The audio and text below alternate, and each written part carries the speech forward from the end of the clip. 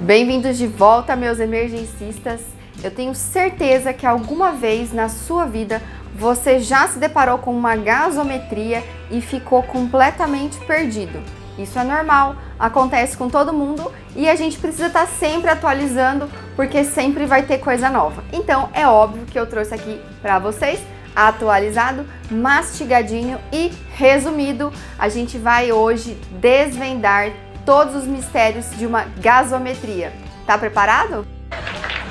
Então a gente vai hoje conhecer o que é a gasometria, quais são seus componentes, seus valores dentro da normalidade, a importância de se manter a eletroneutralidade e o que são os mecanismos tampões, que eles ajudam muito nessa manutenção. A gente vai reconhecer se tem algum distúrbio compensatório associado ou é um distúrbio misto e a gente vai treinar. Então a gente vai ter exemplos práticos para a gente poder botar a mão na massa, ok? Então a gente precisa manter a eletroneutralidade do nosso organismo e essa fina regulação ela é imprescindível para nossa homeostase, para o funcionamento dos nossos órgãos e sistemas. E nós estamos o tempo todo produzindo ácidos e temos bases neutralizando, principalmente o metabolismo dos carboidratos, das gorduras. E esses ácidos eles precisam ser eliminados.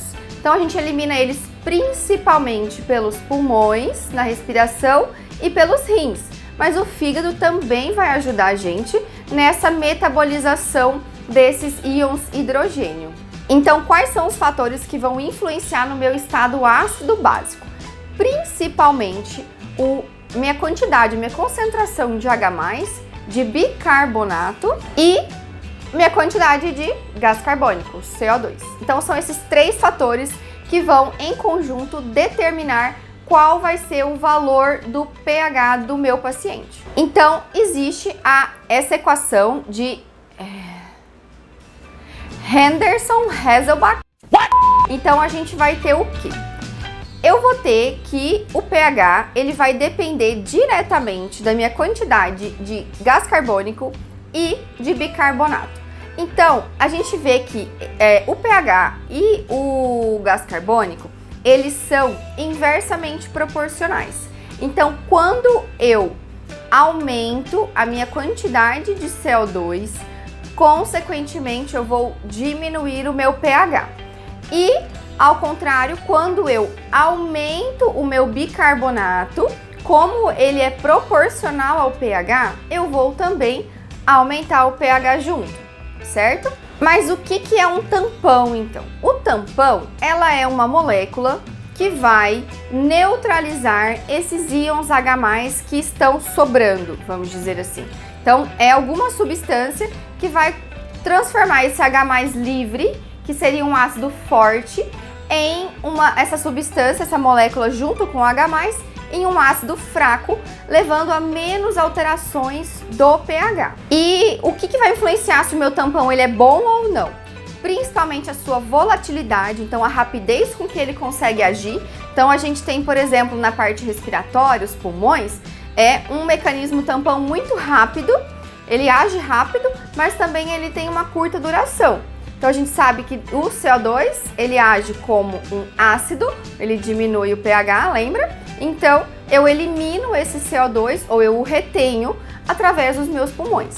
A gente tem também a concentração desse tampão que vai influenciar e a capacidade de dissociação, que a gente almeja mais ou menos ali 50%, ou seja, metade das minhas moléculas ligadas ao tampão formando um ácido fraco e a outra metade não ligada, ainda livre e disponível. E os tampões nossos mais efetivos, eu falei da parte da respiração, a liberação do CO2. A gente tem também a liberação de bicarbonato através dos ossos.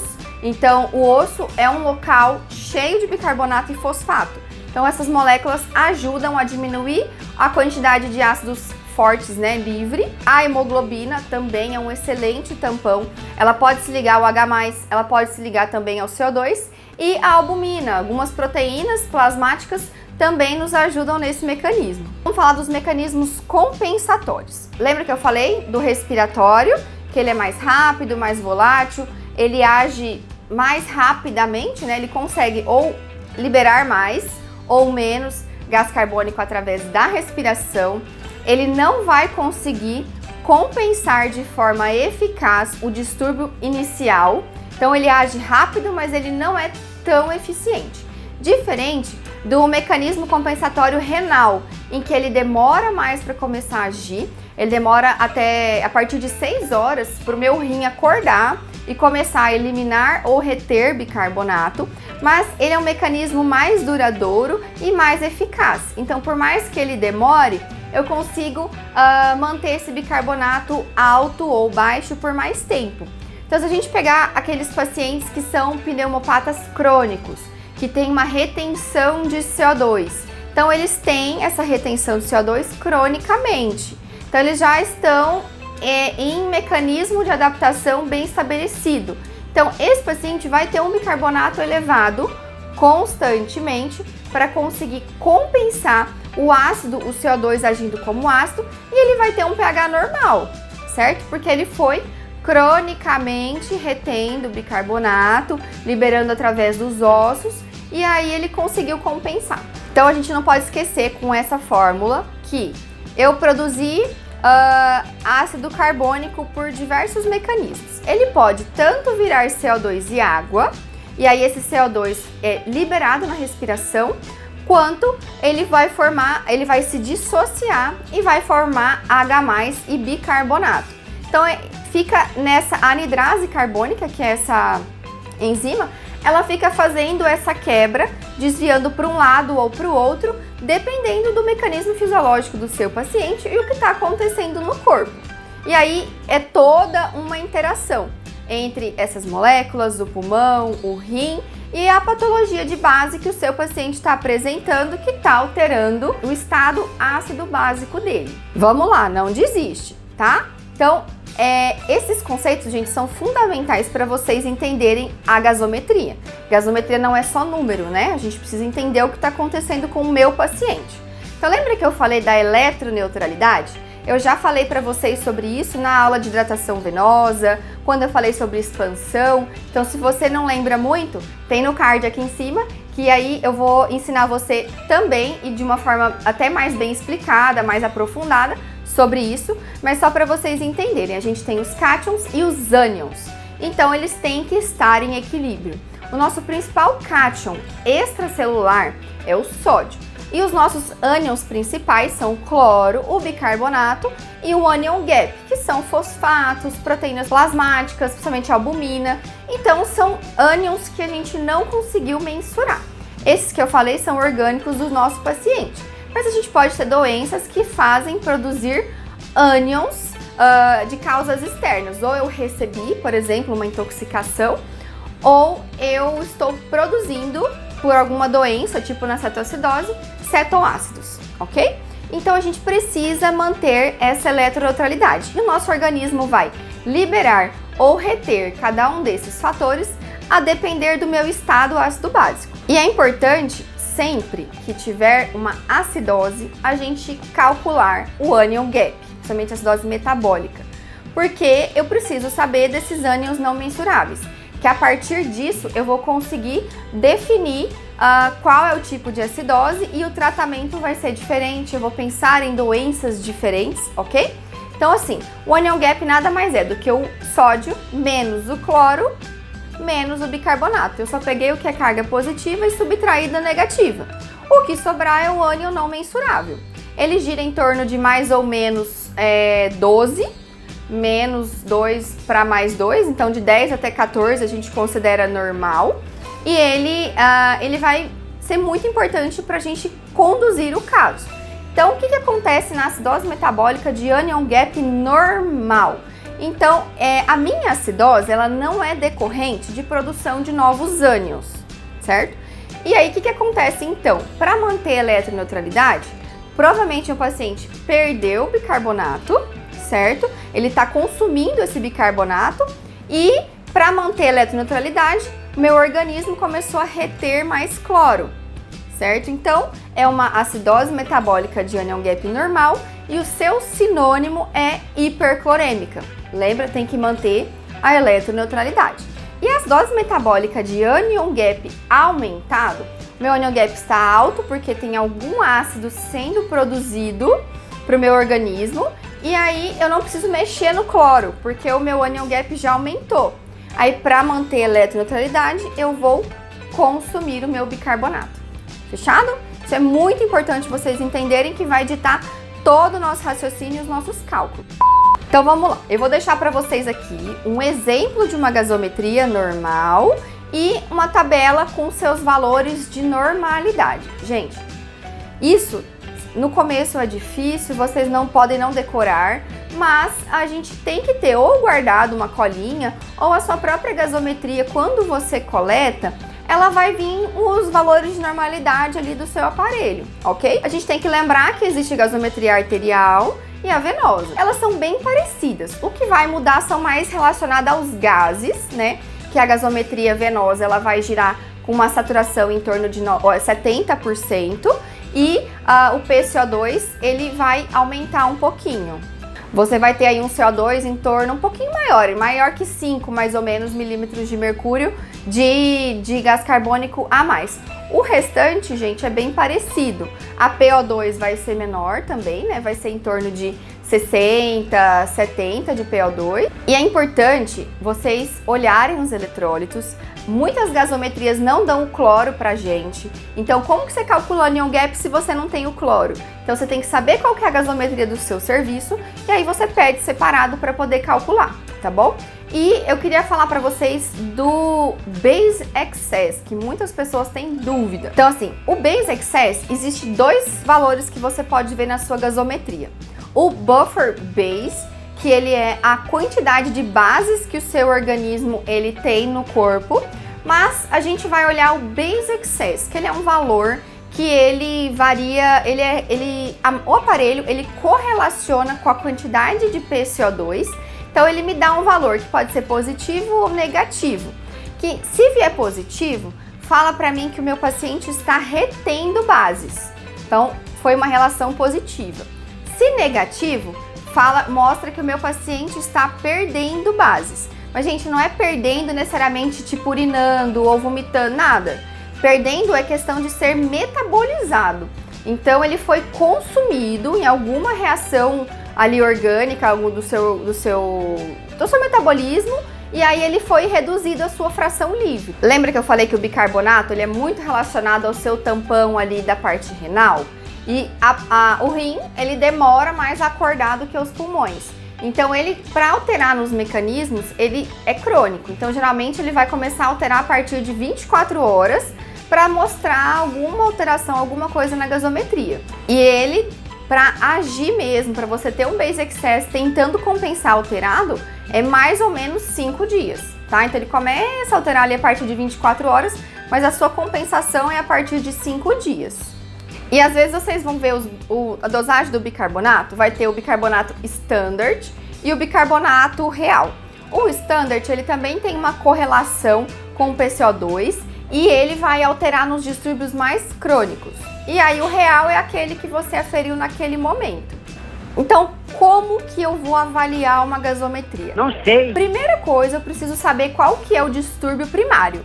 Se é uma acidose ou se é uma alcalose. Acidose é um pH menor que 7,35 e alcalose maior que 7,45. Segunda coisa, segundo passo, eu preciso saber se esse distúrbio ele é de origem respiratória ou de origem metabólica.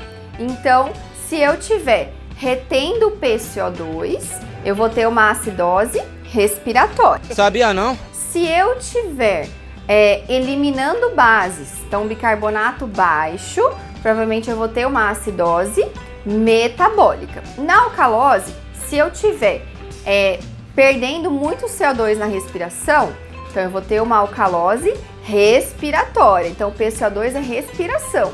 E se eu tiver um bicarbonato sérico alto, vai ser uma alcalose metabólica. Terceiro passo, eu preciso saber se esse meu mecanismo inicial está sendo compensado ou se eu tenho algum outro distúrbio associado, um distúrbio misto. Então, como que a gente faz isso? Existem algumas fórmulas em que a gente vai encontrar o PCO2 ou BIC esperado para cada distúrbio, que vocês também não precisam decorar, vocês vão ter anotado no caderninho de vocês. Dificilmente, pelo menos agudamente, a gente não consegue compensar essas alterações, tá? Então, dificilmente vocês vão ver um paciente com acidose metabólica, tipo, ele tem um BIC baixo e o pH dele está ali normal, tá? Não dá tempo de compensar tão rápido assim. Ele pode estar tipo 7,33, 7,32 e aí, mas não normal. Isso é bem difícil, tá? Isso acontece mais nos mecanismos crônicos. Então, o que acontece na acidose metabólica? Eu consumi meu bicarbonato. Então, o que vai acontecer? O meu organismo vai botar para fora o ácido respiratório. Então, eu vou ter uma taquipneia e vou fazer uma alcalose respiratória para compensar. Se eu tiver, por exemplo, uma alcalose metabólica, então eu estou retendo bases em excesso. Estou com muita base, alcalose, aumentei meu pH. O que eu vou fazer? Eu vou reter o ácido respiratório, que é o PCO2. Esse paciente vai começar a hipoventilar, tá? E aí vice-versa. Então vou deixar para vocês aqui as fórmulas de compensação. Não precisa decorar, vocês vão ter anotado. A gente usa muito a de acidose metabólica, que é a mais comum. Essa a gente acaba decorando. O restante são mais correlações, são patologias mais específicas. Então, para vocês na emergência vai ser mais difícil vocês se depararem com isso. A gente vai encontrar mais acidoses metabólicas e respiratórias na emergência. E essas fórmulas, elas vão me ajudar a saber se eu tenho algum outro distúrbio associado. Por exemplo, meu paciente pode ter uma acidose mista, tanto de origem metabólica quanto respiratória. E a gente vai usar a fórmula que é o bicarbonato encontrado do seu paciente vezes 1,5, e aí esse valor mais 8. E a gente considera normal mais ou menos 2. Então, esse valor que eu encontrei é a quantidade de CO2 esperada. Então, é o quanto que o meu paciente deveria ter de PCO2 para aquele distúrbio metabólico inicial, que é a acidose metabólica. Então, vamos supor, aqui eu trouxe um exemplo, tá? Se eu tenho um paciente que tem um bicarbonato de 10 e um PCO2 de 30 na gasometria. Aí, quando a gente vai botar na fórmula, a gente vê que o PCO2 esperado dele era de 23. Então, significa que esse paciente está retendo ácido respiratório. O PCO2 é além do que deveria. Então, eu vou ter uma acidose metabólica associada a uma respiratória. Aí você vai me perguntar, mas como assim acidose respiratória? O BIC dele é 30. O normal é entre 35 e 45. Sim, eu sei. Só que a gente tem que calcular o esperado, o quanto eu imaginaria que o organismo dele conseguiu compensar aquele distúrbio inicial da acidose metabólica, certo? Então a gente vai se reter mais a números para aquele distúrbio inicial.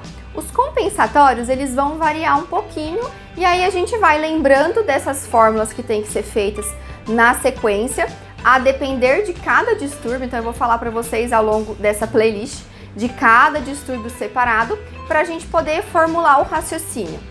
Então, acidose respiratória, geralmente ela vai ser um mecanismo crônico, né? Ele está retendo o CO2. O que vai acontecer? Meu organismo vai reter bases. Acidose metabólica, o que meu paciente vai fazer para compensar? Hiperventilação. Alcalose respiratória crônica, o que meu paciente vai fazer? Ele vai começar a eliminar bases, certo? E na alcalose metabólica, meu paciente vai começar a reter ácido respiratório. Então, são esses mecanismos compensatórios que você tem que ter em mente, ok? Essa é uma aula inicial, eu não falei especificamente de nenhum distúrbio, mas, obviamente, a seguir, vocês vão saber tudinho de acidose metabólica.